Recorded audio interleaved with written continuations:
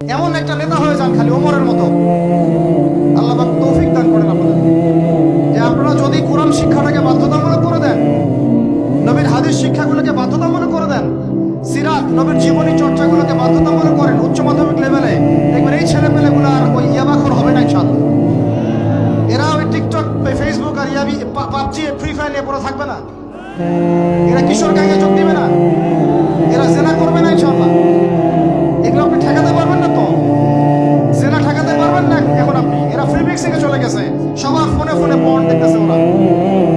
ওরা বাচ্চাদেরকে ধরে ধরে রেপ করতেছে। এখন ছেলে মেয়ের আদমশুমারি যদি করতে পারেন, একটা কুমারিত্ব শুমারি করে দেখেন, 18 বছরের কম কত মেয়ের সতীত্ব নাই,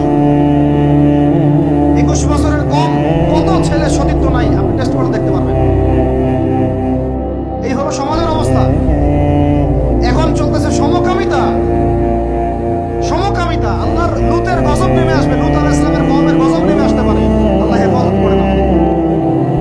সমকামিতা বৈধ করে গিলিয়ে খাওয়ার জন্য ট্রান্সজেন্ডার চালু করতেছে না।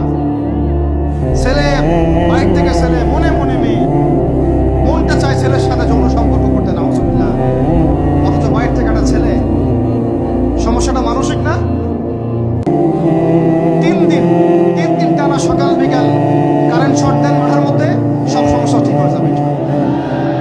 3 দিন, বাস 3 দিন থেরাপি দেন, ঠিক হয়ে যাবে।